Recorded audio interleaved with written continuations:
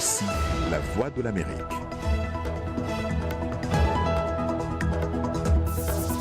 Bonsoir et merci pour votre attention. Le Monde aujourd'hui, tout d'abord, les titres de cette édition. Front commun contre l'immigration illégale, des ministres africains et européens réunis au Niger. Objectif, accroître leur coopération et lutter contre les réseaux de passeurs.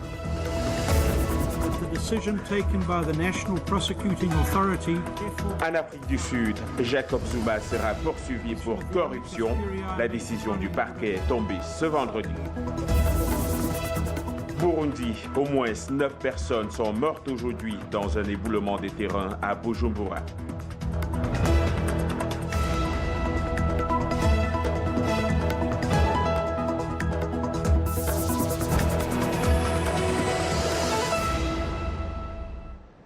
Les autorités nigériennes ont organisé ce vendredi à Niamey une rencontre consacrée à la coordination de la lutte contre le trafic illicite des migrants et la traite des êtres humains. Objectif, identifier des actions concrètes en vue de renforcer la coopération entre États d'origine, de transit et d'arrivée des migrants irréguliers. Et pour parler de cette actualité, nous avons en ligne Giuseppe Loprete, chef de mission de l'Office des migrations internationales à Niamey. Monsieur Giuseppe, bonsoir et merci d'être venu. Déjà, qu'est-ce que vous pensez de ce sommet qui vient de se tenir à Niamey au Niger? Bonsoir. C'était une rencontre très intéressante, comme vous l'avez dit, avec des pays de transit, de destination et d'origine, les Nations Unies qui étaient représentées aussi par l'OIM, l'HCR et l'ONUDC. La discussion était très intéressante avec des interventions passionnantes et compétentes. Et les enjeux, les difficultés sont clairs pour tout le monde. Alors, un sommet, un de plus. Est-ce que vous n'avez pas le sentiment qu'on tourne en rond, puisque malgré tous ces sommets qui se tiennent, de nombreux jeunes continuent de mourir en voulant traverser la Méditerranée? C'est un problème difficile à résoudre. Ça fait des années maintenant qu'on parle, mais je pense qu'il y a des actions concrètes, des mesures qui ont été prises, des résultats déjà, surtout pour protéger les migrants dans la voie du désert, encore même avant qu'ils arrivent dans la Méditerranée. Bien sûr, il y a des sommets, il y a des discussions. Il faut passer aussi à la pratique et surtout la coordination régionale est une composante qui manque à ce moment dans les débats et dans les actions. Qu'est-ce qu'il faut faire selon vous pour retenir les jeunes sur le continent? Les jeunes, les migrants parlent avec nous tous les jours dans les centres ici au Niger. Manque d'opportunités, manque d'éducation, manque d'espoir. Ce sont les raisons pour eux de quitter leur pays. Et parfois, ils ne veulent même pas quitter le pays. Ils voudraient rester, mais ils n'ont pas d'opportunité. Donc, un premier pas serait d'aborder le sujet avec un développement local, changer aussi la mentalité. Ce n'est pas vrai que forcément l'autre pays est meilleur, l'Italie ou la France ou même la Libye parfois semble meilleure que le Sénégal ou la Gambie. Donc c'est un travail très long, mais je pense qu'on est sur la bonne voie. Alors ce sommet a été organisé par le Niger, mais le Niger est un pays qui fait aussi face à un autre fléau, celui du terrorisme. Croyez-vous que le Niger a les moyens pour faire face à tant de fronts en même temps? Non, le Niger a la volonté, il a organisé un sommet aussi pour donner, je pense, un signe fort pour dire que le Niger est engagé. Les moyens sont difficiles à avoir pour tous les pays. Ce sont des défis qui sont à l'échelle régionale et parfois mondiale, donc plusieurs régions en Europe aussi, en Afrique du Nord. Donc c'est difficile. Monsieur Giuseppe Loprete, je vous remercie. Je rappelle que vous êtes chef de mission de l'Office des migrations internationales au Niger. Je vous en prie. Au Burundi, pas moins de 9 ouvriers ont été tués aujourd'hui dans un éboulement des terrains à l'est de la capitale Bujumbura. Ces ouvriers travaillaient sur le chantier d'aménagement d'une rivière. Selon la police, ces travaux avaient été entrepris pour sécuriser les abords de la rivière qui provoquent régulièrement des éboulements de terrain lorsqu'elle est en crue. Le chantier est situé non loin du nouveau palais présidentiel en construction. On reste au Burundi pour signaler que quelques 740 détenus, dont une majorité de prisonniers politiques, ont été libérés aujourd'hui en vertu d'une grâce présidentielle accordée lors des vœux de fin d'année 2017. C'est ce qu'a assuré la ministre de la Justice du Burundi. On apprend que parmi ces prisonniers, 450 ont été libérés, faisait partie donc, autant pour moi, de l'insurrection de 2015. Jacob Zuma sera poursuivi pour corruption. La décision du parquet est tombée ce vendredi. L'ancien président sud-africain, aujourd'hui âgé de 75 ans, est soupçonné d'avoir touché des pots de vin pour un contrat d'armement de 4,2 milliards d'euros signé en 1999 par l'Afrique du Sud avec plusieurs entreprises étrangères, dont la française Thales. Il était alors vice-président de l'Afrique du Sud. Cette décision intervient un mois après la démission du président Jacob Zuma de la tête de l'ANC, le Congrès national africain. Allons tout de suite en Afrique du Sud, où nous attend André Thomas Hausen. Il est professeur à l'Institut des droits internationaux et comparé à l'UNISA. Professeur, bonsoir et merci d'être avec nous. Quel commentaire faites-vous de cette décision de la justice sud-africaine? Oui, bonsoir à tout le monde. C'est vraiment encore un épisode surprenant et difficile dans cette longue histoire qui commence en 2005 avec les accusations de corruption et de fraude contre un monsieur, Schabir Shaik, qui était l'ami personnel et un peu la personne qui alimentait et qui protégeait Jacob Zuma dans ce temps-là, 4 ans encore avant qu'il est devenu président. Les accusations, la condamnation de M. Shaik a mené à des accusations de fraude et de corruption contre Zuma. Ces accusations auraient pu l'empêcher de devenir président. Il était candidat du parti ANC en 2008, mais pour devenir président, il fallait que ces accusations disparaissent. Alors dans ce temps-là, le procureur général, notre directeur de National Prosecuting Authority, a décidé qu'il n'y avait vraiment plus de base pour poursuivre Zuma, justement parce qu'ils avaient découvert des enregistrements d'appels téléphoniques où il paraissait que le président dans le temps, Thabo Mbeki, avait essayé d'influencer la décision en faveur d'une accusation contre Zuma pour l'éliminer. Alors, c'est là que commence le drame. Alors, certaines de ces accusations ont commencé même en 1999, c'est-à-dire il y a presque 20 ans. Pourquoi pensez-vous que la justice ait attendu tant d'années, en quelques mots?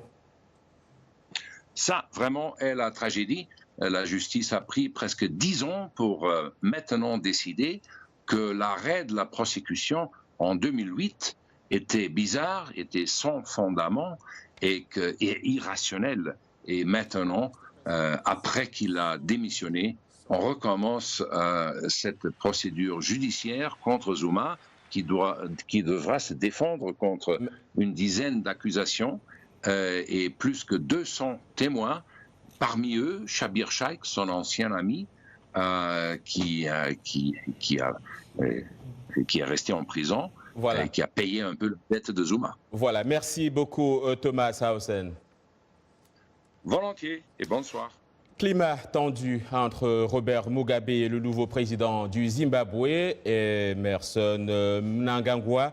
Ce dernier a sèchement renvoyé dans les codes son prédécesseur qui avait déploré la veille avoir été contraint de lui céder la place en novembre à la suite, selon Mugabe, d'un coup d'État. La nation a tourné la page. Mugabe a déclaré M. Mnangagwa dans un bref communiqué.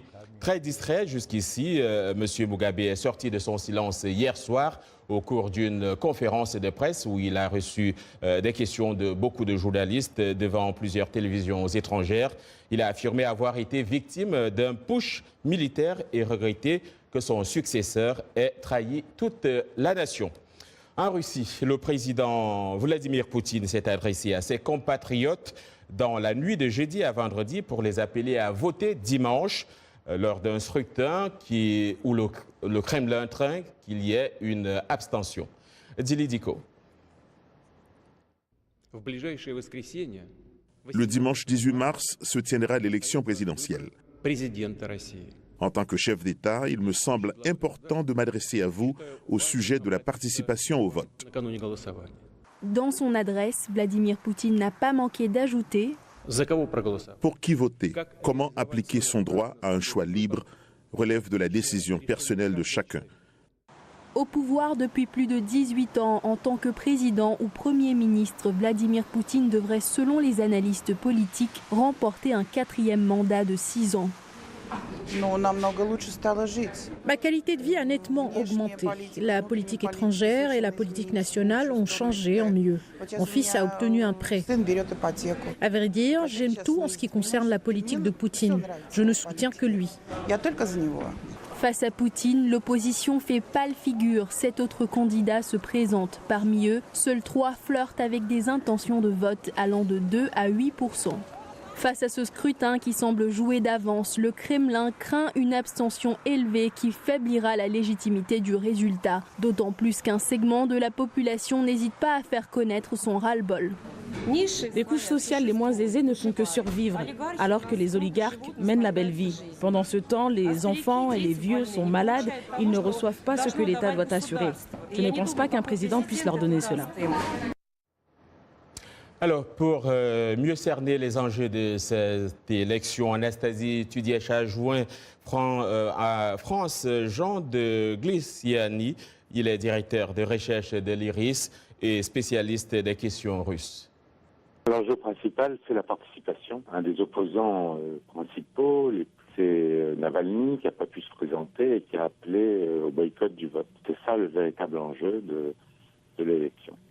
Précisément, quel est l'état d'esprit des Russes à la veille de ces élections ? Je crois qu'il y a une écrasante majorité qui est pro-Poutine pour de multiples raisons, soit parce qu'il n'y a pas d'autres candidats qui leur plaît, soit parce que c'est le candidat de la stabilité, soit parce que les tensions internationales font qu'on se resserre autour du chef.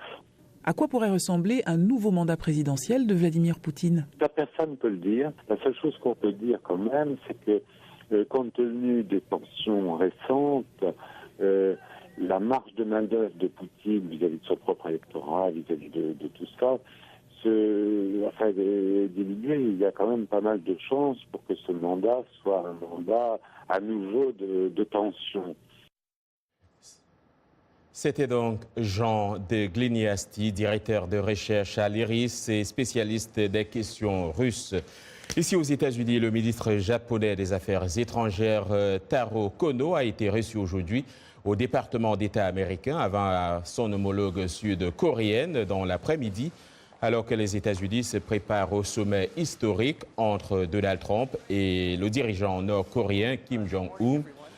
3 jours après le limogeage du chef de la diplomatie américaine, Rex Tillerson, par le président républicain, c'est son vice-ministre John Sullivan qui a reçu les diplomates japonais et sud-coréens.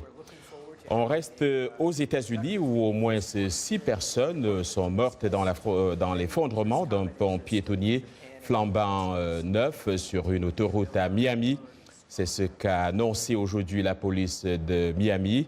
L'ouvrage de 950 tonnes posé samedi et qui n'était pas encore ouvert au public devait être inauguré en 2019. Le pont était suspendu à des cordes qui étaient en train d'être resserrées lorsqu'il s'est effondré, a écrit sur Twitter le sénateur de Floride, Marco Rubio. Washington Forum, votre décryptage hebdomadaire de l'actualité africaine, américaine et internationale sur VOA Afrique. 30 minutes d'échange et d'analyse sur d'importants événements, économie, politique, sport, culture. Nos invités répondent aux questions. Nous sommes en direct chaque jeudi à 19h temps universel. Washington Forum sur VOA Afrique et nos chaînes partenaires.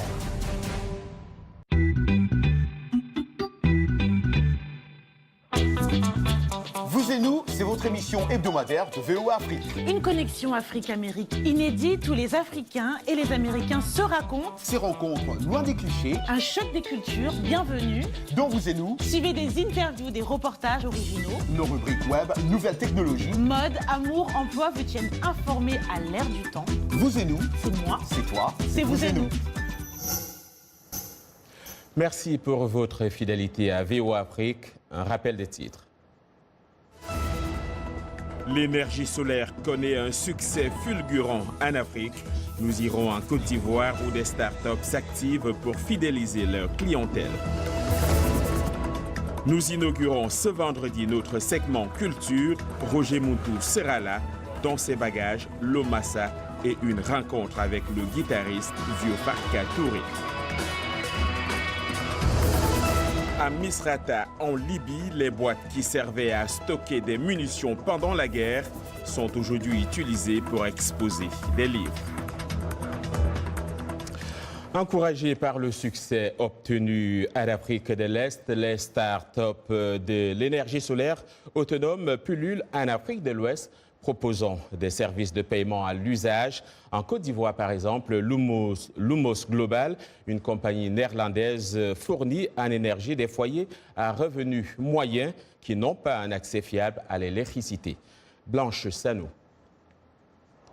Le quartier de Yopougon, dans la capitale économique ivoirienne Abidjan, est parfaitement situé pour les entrepreneurs en énergie solaire. Jean-Noël Kwame et sa famille font partie des premiers bénéficiaires d'énergie solaire en Côte d'Ivoire, fournis par un développeur néerlandais d'énergie hors réseau, Lumos Global. Avec son kit de panneaux solaires, Jean-Noël Kwame dit qu'il a maintenant de la lumière à l'intérieur et peut également utiliser un ventilateur électrique et son téléviseur. Chaque jour que Dieu fait, il y a de nouvelles personnes. Ah, mais monsieur, votre lumière, là, comment ça se passe?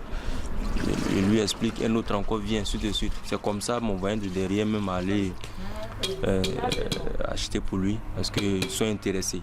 Les kits de Lumos Global, qui coûtent environ $600, incluent un panneau solaire relié à une batterie qui soutient des douilles de puissance, un adaptateur de téléphone portable et des ampoules LED. Quand on n'avait pas de lumière, mais à cause de ça, il y a lumière à tout moment. Je peux étudier à mon enfant. Aujourd'hui, mon fils est 12e de sa classe. En tout cas, avant, à cause de la lumière, il n'arrivait pas à étudier. En tout cas, ça a changé ma vie. Selon l'Agence internationale de l'énergie, environ 1,2 milliard de personnes dans le monde n'ont pas accès à un réseau électrique. L'éclairage et le changement de téléphone leur coûtent près de 27 milliards de dollars par an et certains évaluent les coûts énergétiques totaux annuels à plus de 60 milliards de dollars. Blanche Sanou. Alors, Yacouba est absent ce vendredi. Je vais me permettre de vous donner quelques nouvelles de sport. On commence ce soir en football avec le retour de Yaya Touré dans la sélection nationale ivoirienne pour 2 rencontres amicales, le 24 mars contre le Togo et le 27 face à la Moldavie. L'entraîneur Ibrahim Kamara a retenu 24 joueurs dans le milieu des terrains de Manchester City. Gervinho, Wilfried Bony et Saloum Kalou sont absents de la liste. Et les éléphants, vous le savez, ont été éliminés du mondial 2018. Et puis la Tunisie est maintenant la meilleure équipe d'Afrique. Elle détrône le Sénégal et prend la première place sur le continent. Et la 23e mondiale, selon le nouveau classement de la Fédération internationale de football, la FIFA. Et puis l'entraîneur de la Juventus de Turin, Massimiliano Allegri, pense que le Real Madrid est l'une des équipes favorites pour remporter la Ligue des champions européenne cette année. Néanmoins, dit le patron de la Juve l'année dernière, en quart de finale, nous avons battu Barcelone. Peut-être cette année battrons-nous le Real Madrid. Mais il lui faudra d'abord se défaire d'autres adversaires, dont le Milan AC. Et puis, la NBA, le championnat de basket nord-américain, quelques résultats. Houston Rockets 101, Los Angeles Clippers 96, Portland 113, Cleveland 105, San Antonio 98 et puis Nouvelle-Orléans 93. Et enfin, Utah 116 et Salt Lake City 88. Place à la culture, une rubrique qu'assure Roger Moutou chaque vendredi. Roger Moutou, bonsoir. Salut, alors, merci d'être là. Tu nous amènes où ce soir? D'abord au marché des arts et du spectacle africain à Abidjan, dont toutes les formes d'expression culturelle et artistique, de la littérature au cinéma, en passant par la musique évidemment, le théâtre, la danse, les arts plastiques. La culture africaine est valeureusement, John, représentée sur toutes les scènes. Ça c'est sûr, et c'est à Abidjan. Au total, 65 groupes artistiques et artistes en provenance du continent africain participent à la 10e édition du Massa, dont le terme est quel modèle économique pour tous les arts de la scène.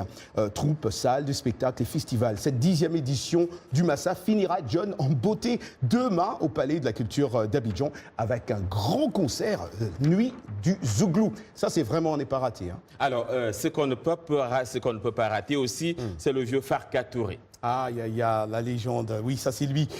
Vieux Farka Touré, un grand, difficile alors des fois d'exercer son métier de musicien en temps de guerre, que ce soit dans le sud ou dans le nord du Mali. Les uns, John, comme on le sait très bien, n'ont plus des concerts, les autres ont l'interdiction complètement de jouer. Pourtant, la musique pourrait être un ciment de réconciliation d'après lui, l'artiste malien Vieux Farka Touré, l'homme, comme on l'appelle, on aime bien l'appeler, l'homme à la voix, deux ténors ici au micro de Blanche Salou.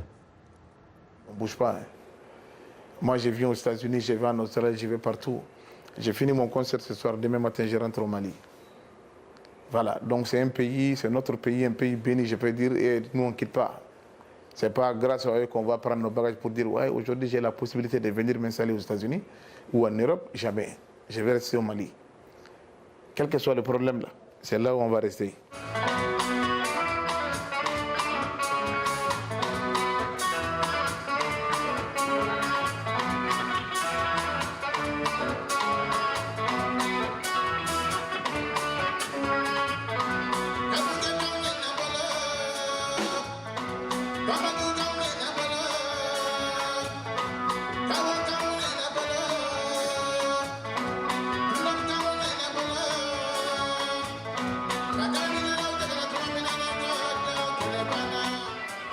Le vieux Farka Touré, qu'est-ce qu'il y a dans l'agenda culturel, Roger? Agenda culturel, John, il faut en parler surtout à nos téléspectateurs, eux qui auront la chance de suivre ce segment-là. L'agenda culturel du monde entier, peut-être, peut-être pas, on n'aurait pas le temps. Mais disons qu'il y a plusieurs fêtes, plusieurs festivals partout dans le monde, des événements culturels incontournables ou insolites à ne pas manquer sur votre itinéraire. Alors, chaque vendredi dans LME, vous aurez ce calendrier ou cet agenda culturel. Alors, à vos calendriers. Merci Roger.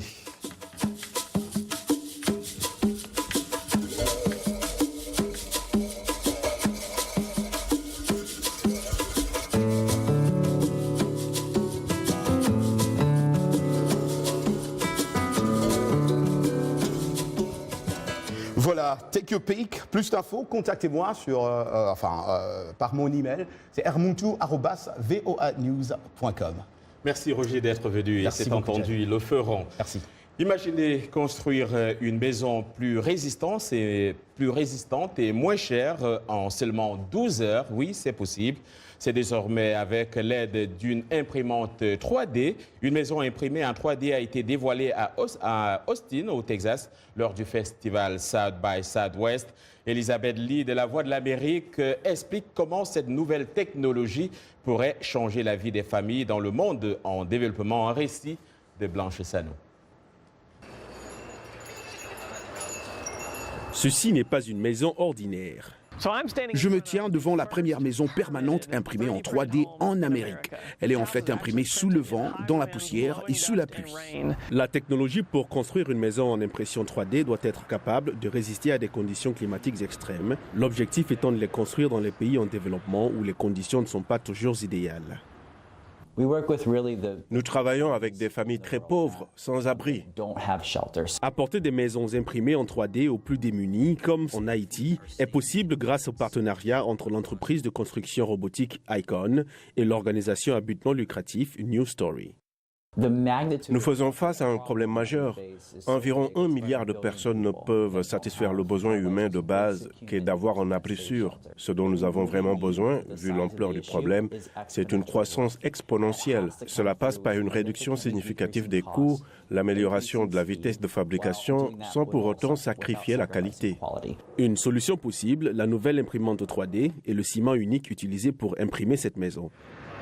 New Story travaille avec des associations locales à but non lucratif, des gouvernements et des familles pour le financement de ces maisons. L'association prévoit de commencer à imprimer des maisons au Salvador cette année. L'objectif est de créer dans les maisons en développement des maisons permanentes imprimées en 3D qui dureront des générations. Vous l'aurez rectifié par vous-même, il s'agissait donc d'Arzouma Compaoré.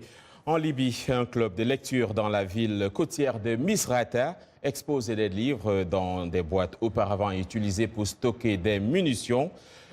Pendant la guerre, donc, ce club donne tout son sens au célèbre adage « Le stylo est plus puissant que l'épée ». Le point avec Raïssa Gironda. Le club de lecture J'ai lu a été fondé en 2016 et a récemment commencé à disposer de livres dans de vieilles boîtes auparavant utilisées pour stocker des armes et des munitions. L'idée derrière l'utilisation de ces boîtes, d'après le fondateur du club, Sofiane Kosaibat, c'est l'expression symbolique de vouloir remplacer des années de violence par la lecture plus bénéfique. Le club de lecture J'ai lu est un club dédié à la lecture pour les personnes de tous âges, jeunes et moins jeunes. Une des idées que le club a adoptées il y a 1 an, c'est d'organiser des petites foires du livre dans les rues ou dans les espaces publics et de disposer ces ouvrages dans des boîtes des munitions. C'est symbolique, remplacer les armes et les munitions avec la puissance des livres et changer la conscience culturelle et l'intellect de notre société sur l'importance des connaissances acquises grâce à la lecture et non par les armes. Le gouvernement d'union nationale à Tripoli, internationalement reconnu, est toujours incapable d'unir toutes les factions et les affrontements dans les principales villes du pays, pouvant durer pendant des jours, parfois même des semaines. Exposer des livres dans des boîtes de munitions est une idée nouvelle, du moins dans notre pays. Et c'est un message très important, un message qui appelle à la lecture au lieu de la guerre. En raison du conflit en cours, le travail du club de lecture a beaucoup d'importance.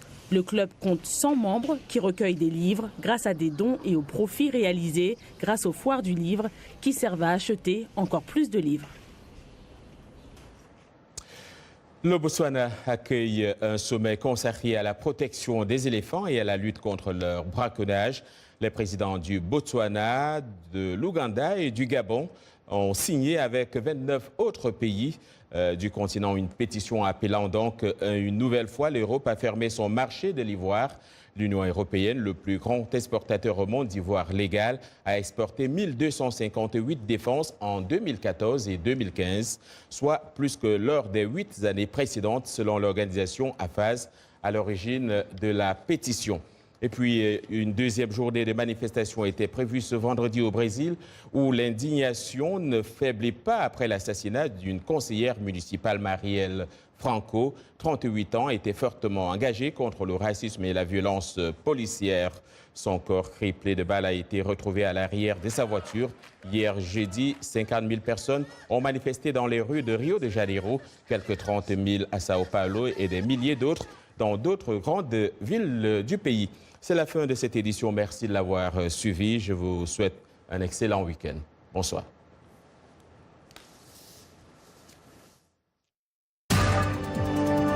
Washington Forum, votre décryptage hebdomadaire de l'actualité africaine, américaine et internationale sur VOA Afrique. 30 minutes d'échange et d'analyse sur d'importants événements, économie, politique, sport, culture.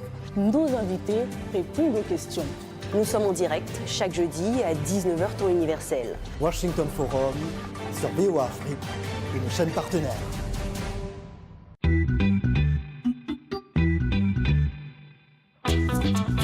Vous et nous, c'est votre émission hebdomadaire de VOA Afrique. Une connexion Afrique-Amérique inédite où les Africains et les Américains se racontent. Ces rencontres loin des clichés.